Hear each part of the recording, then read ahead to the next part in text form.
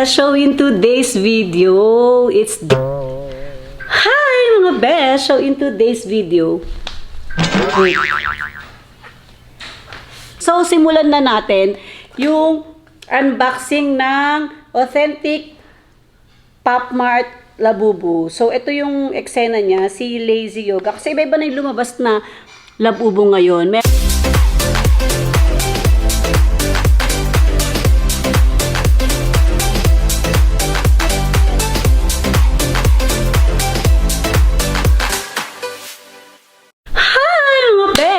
Happy Vlogmas everyone! So, day 11 natin for today's video. Mag-unboxing tayo ng legit na trending Labubu.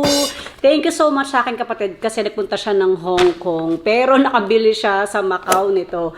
As in, legit siya sa Pop Mart from Macau. Thank you so much sa pasabay. And binayaran ko siya ng 750 pesos only sa conversion ng pera natin dito sa Pilipinas. So, ang atake natin ngayon, mga beshi, i-compare natin yung Labubu trending na original versus fake. For me, okay lang naman sa akin bumili ng fake. Same thing din naman ng happiness yun na nakabili ako ng Labubu na fake or original. Kasi pareho akong nag-enjoy sa kanila. So ngayon, malalaman natin, sabay-sabay natin siya i-unboxing. It's my first time mag-unboxing ng original. Pero ipapakita ko muna sa inyo, mga beshi, yung mga nabili ko sa Shopee na budol. Ito sila, oh. Medyo may kamahalan yung damit. Kasi bumili ako ng damit. So isa-isahin na lang natin. Ito yung una kong binili, yung sila Bubu. Umiikot yung ulo. Diba? Pag nandito ako sa living room, tapos tinitignan ko sila, dahil dito ko nga sila dinisplay, para silang nakakatakot na mukha silang bad trip. So ito yung ano yan, nilagyan ko lang siya ng pin, nabili ko din sa Shopee, and nilagyan ko siya ng yung sing-sing ko na hindi na ginagamit. So ayan siya mga beshi. Ito yung balahibo niya. Tapos yung ilalim ng paa niya, may nakasulat na, nakikita nyo ba? Para lumalabo, nag-autofocus kasi yung camera. Siya, ayan, may nakasulat siya na Pop Mart. Hindi siya sticker. Talagang nakadikit siya dun. Kasi yung, may nakita akong ganito na sticker eh. Tapos, ito, nabili ko, nilagyan ko siya ng accessories. Sa Shopee ko din siya nabili. Magkaiba lang siya, oh. May nakasulat dito na Pop Mart, dito sa handle niya. And this one, nilagyan ko ng damit. Yung sa mga magtatanong, sa Shopee ko lang nabili yung damit. Medyo may kamahalan kasi ang liit lang nung damit. Siguro around, hindi ko matandaan yung exact price. Lagay ko na lang dito kung magkano ko siya nabili. So, ayan siya. Ito din yung nasa paa niya. Compare nga natin. Magkaibang shop to eh. Kasi yung isa, walang nakasulat na Pop Mart. Nakita niyo ba? Tapos yung isa, may nakasulat na Pop Mart. And may nakalagay na The Monsters. May grado ba yung glasses? Parang wala namang grado yung glasses. Design lang talaga siya. So, ayan mga besh. And ito, si Lila. Lila ba yung tawag nito? Nabili ko din siya sa Shopee. So, parang namamaga yung mga paa nila. Parang namamanas na hindi mo maintindihan. Si Lila Toys. May nakasulat din na, ayan, bago natin i-unbox, i-compare natin. So, meron siyang tag. May tag siyang ganyan. Pink. And ayan yung mga mata nila, oh. Nakakatakot. Nilagay ko sila dito. Nung una, nasa kwarto sila. Pero medyo natatakot ako sa kanila pag gabi. Kasi parang nag-hallucinate ako. Ito, may nakalagay din dito na, ito, iba naman yung hair niya. Parang medyo firm yung hair and medyo social tignan. Binili ko din yung damit sa Shopee. O, diba, ang bongga. Nakikita nyo ba? Yan, Prada talaga yung nakasulat sa kanya. And ito, ibang color. Ito yung mga sa Shopee ko nabili. Compare natin dito sa balahibo nitong isa. Gawa tayo ng pagtabihin natin. Ito kasi, may lumabas daw talaga na version ng ganito. Yung ganito yung balahibo, tsaka yung ganito yung balahibo. Tapos, papakita ko pala sa inyo yung nabili ko sa Green Hills. Ito nabili ko is So, ayun na nga, ipapakita ko sa inyo na isa pang sobrang tuwang-tuwa ko na nabili sa kanya.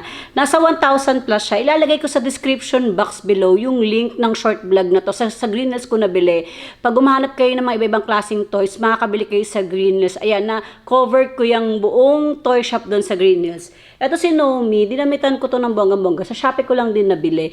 Kasi nakaka-good vibe siya. Pag titignan ko siya, parang sobrang cute niya. And yung mata niya, gumaganyan-ganyan siya ng bonggang-bongga. Oh, 'di ba? So dinamitan ko siya pang display lang dito sa living room. Dati sinasabit ko sa bag ko. Kaso na-realize ko mas bumibigat pa kasi yung bag ko pag may ganyan.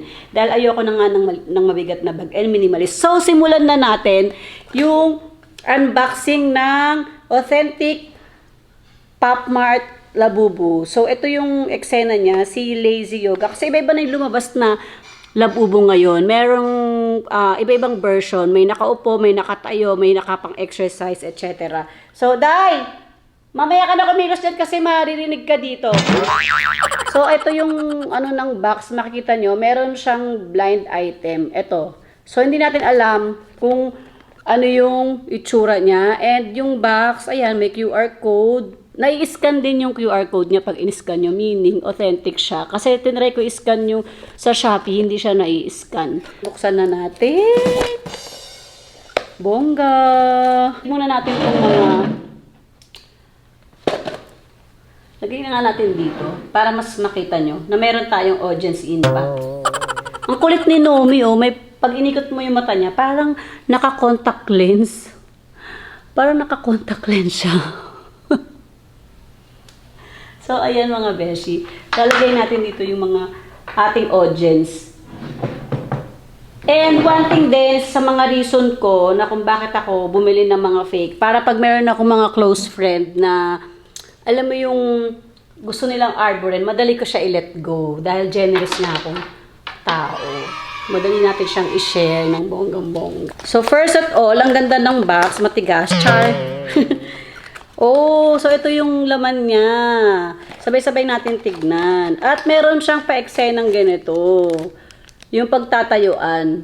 May naka-engrave din na Pop Mart. May lumabas na ba na fake nito? Check nyo rin sa Shopee or sa Lazada kung may lumabas na fake nito. Ito, naka-sealed. So, may pa-card siya. O, alam mo na kung sino kasi ayan ang nakasulat to. Sakto. Favorite color ko. Pero hindi natin alam kung yun ba talaga yung laman. Ito yung pa-card niya. Meaning, pag ito yung card, same din ng color blue. Ibig sabihin, baka ito din yung laman. So, tignan natin. Ang liit lang yung mga besh. Sabay-sabay natin buksan. Ha! Ay! Oh my gosh! Ang cute! Ang cute niya! Ang liit! Nakaganon siya talaga. Nakapang-yoga. And mabigat siya. Plastic siya. Tapos yung skin niya, para siyang gamuza, yung skin ni Labubu. Ayan o, yan yung itsura niya. So, paano natin siya ikakabit? Ah, may butas siya dito. So, ikakabit natin siya ng ganun. Ito yung first Labubu ko na original. Ayan. For only 750. Layo nga natin yung ilaw. Nakikita nyo ba? Kasi may ilaw ako dito sa harap eh. Lagay ko na lang kaya dito yung ilaw. Yan, ganyan. So, para kita nyo, ayan, ang ganda. Oh my gosh. Ang cute niya. So, ikakabit na natin si Labubu. Yo! Ah! Yung portable ilaw ko. Kailangan ng moral support. So, ang last na gusto ko i-share sa inyo to, color pink. Dahil mahilig ako sa color pink. Nabili ko siya sa Shopee. Hair tone ni Labubu. Wala akong mapag-isipan na paglagyan kasi bala ko sana siyang ilagay sa original na Labubu. So, ito yung itsura niya. Ang cute ng hair. Di siya pang tao. Bagay kaya sa akin mag-pink bangs. So, pag nilagay natin siya dito, yung color pink na hair ni Labubu, kung ano itsura niya. Gusto kasi bumili ng original na Labubu para doon ko siya ilalagay. Tingnan natin. Kung maganda ba? Kung ay! Mukhang mangkukulang. Mukhang witch. Masyado siyang mahaba. Pop up din natin sa screen kung magkano kung nabili tong hair na to para may idea kayo. Matagal yung shipping niya kasi galing siyang overseas siya from China. 'Di ba? Lahat naman na kasi nasa China talaga. Iba-ibang quality lang talaga ng bongga-bongga. Kahit ito, yung nakalagay sa box ng Labubu, pag titignan nyo, nakalagay made in China din. Kita nyo ba? Yan o, nakasulat, made in China. Doon sa mga gustong bumili ng Labubu, go nyo yan. Kung marami kayong budget, why not? Kung yan yung magpapaligaya sa inyo, kung yan yung magpapasaya sa inyo, kung yan yung magpapasaya sa inyo ng bonggang-bongga, diba? Push nyo yan. Pero for me kasi, may mga bagay na practical. Iniisip ko minsan, kahit may pambili ako, parang ayokong gastusin ng ganun. Dahil iniisip ko, ipangkakain na lang. Or, marami akong pwedeng ilibre na makakakain dun sa worth 3,000 to 5,000 pesos or 2,000 pesos, dalawang tao, apat na tao na yan, para lang sa isang bagay, di ba? Pero syempre, sumabay din ako sa trending kasi gusto kong malaman kung ano yung pakiramdam na parang meron ka din nun, regardless fake or original. So, yun lang mga besh. Sana bigyan ko kayo sa magandang tip and idea. And next na ano natin, na vlog natin, hindi ko alam kung anong